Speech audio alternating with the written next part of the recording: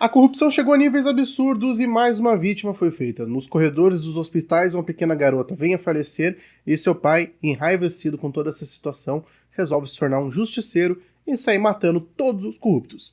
Não é uma notícia do Jornal Nacional, é um pouquinho sobre o filme O Doutrinador, que chega aos cinemas essa semana.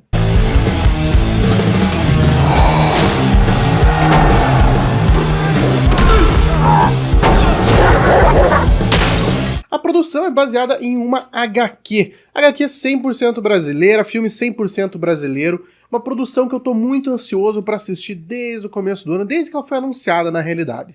No começo do ano eu tive a oportunidade de falar com o Luciano Cunha, que foi o criador da HQ, ele me contou diversos detalhes sobre o processo que ele teve aí para fazer essa HQ nascer, ele contou quanto foi difícil, falou um pouco aí das suas angústias com a política brasileira e o porquê ele colocou isso em páginas. E o bloco de notas vai ser um pouquinho diferente hoje, porque eu quero fazer propaganda de graça dessa HQ e desse filme, porque eu quero que você vá assistir. Então eu vou comentar com vocês aqui os pontos que eu achei mais positivo, explicar um pouquinho das diferenças da HQ pro filme e quem sabe convencer você aí no cinema a assistir essa produção. Para começar a falar um pouquinho da adaptação da HQ, ela tem algumas coisas bem interessantes. A HQ, ela tem um jeito de contar a história bem diferente. Ela não é uma narrativa como se ela fosse uma história, contando do ponto de vista de uma pessoa, acompanhando essa pessoa. Ela tem alguns recortes, ela vai contando as histórias por comentários, tem poucos diálogos, os diálogos acontecem sem muito background, as coisas não têm assim exatamente tantas explicações. É uma história, você entende ela, você vê como que ela se constrói até o final dela, mas ela vai acontecendo através de recortes. Bastante das cenas da HQ são cenas de jornal, algumas narrações de jornal e esse tipo de coisa. Muito interessante, muito legal a forma como a HQ faz, mas era muito difícil fazer isso no cinema. Então como que a adaptação ficou? Ela conseguiu trazer bastante do visual, da ideia, da raiva que tá na HQ para dentro do filme, mas a forma de contar a história, essa narrativa não tá lá. Eles contam uma história como se fosse uma história mesmo, começo, meio, fim.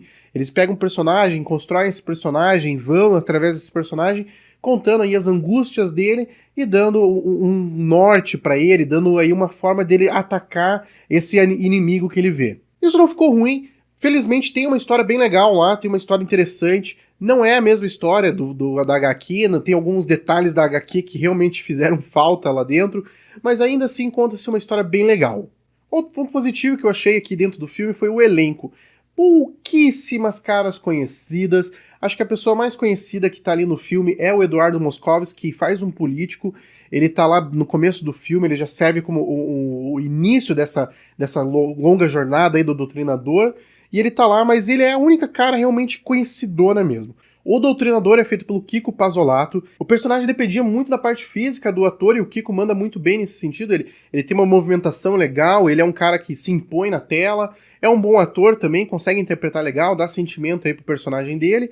E acompanhado dele tá a Tainá Medina, que faz a Nina, uma hacker que ajuda ele. Ela encontra o personagem principal através de uma manifestação não pacífica, ela tá lá criando confusão, e acaba encontrando aí o Doutrinador, e a partir desse momento ela passa a ajudar ele nessa luta aí contra a corrupção. Gostei muito de como que ela fez essa personagem, uma personagem que ficou bem interessante, ela bota bastante sentimento no personagem dela, e tá bem legal de se ver isso aí na tela. Já partindo para a história, para falar sobre a história aqui, realmente a história da HQ, ela é bem interessante, porque como ela faz essa parte dos recortes, essa história através de recortes, ela não é direcionada, ela não é uma narrativa linear, ela vai contando pedacinhos e você vai encaixando, você vai entendendo como que isso está acontecendo, ela é uma história um tanto quanto diferenciada. Para um filme isso não ficaria legal, então eles contam uma história, tem começo, meio e fim, e eles têm que dar aí um objetivo, eles têm que dar um conflito pro personagem principal para fazer com que ele resolva esse conflito e ele vá desenvolvendo a partir daí. É muito fácil comparar o Doutrinador dos cinemas com o Justiceiro lá das HQs da Marvel. O conflito a início, como que eles desenvolvem esse personagem, é basicamente a mesma coisa, e um drama familiar e acaba levando eles para correr atrás dessa justiça.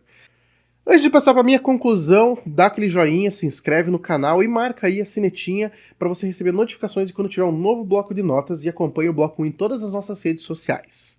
Para concluir, O Doutrinador era um filme que eu estava muito ansioso para assistir, desde que eu conheci o Luciano, desde que eu sabia dessa produção da HQ, que eu li a HQ, eu estava ansioso para ver isso chegar no cinema. Eu fui muito bem recompensado, eu gostei muito de como a história foi mostrada, não é a história das HQs, esse tipo de coisa, tá bom, beleza. Mas é uma história interessante, começo, meio e fim, você compra o personagem, você vai com o personagem dentro da história, são coisas interessantes de se ver. O clima, o visual, como as coisas são mostradas dentro do filme estão muito legais. Gostei muito de ver a qualidade da produção. É um filme de ação brasileiro que compete aí com diversos filmes de ação internacional. Obviamente que não dá pra comparar com John Wick da vida, não dá pra comparar com Mad Max, esse tipo de coisa, mas ainda assim, um filme urbano muito bem feito, com muita ação e uma qualidade impressionante. Gostei muito do Doutrinador e eu recomendo que você vá assistir.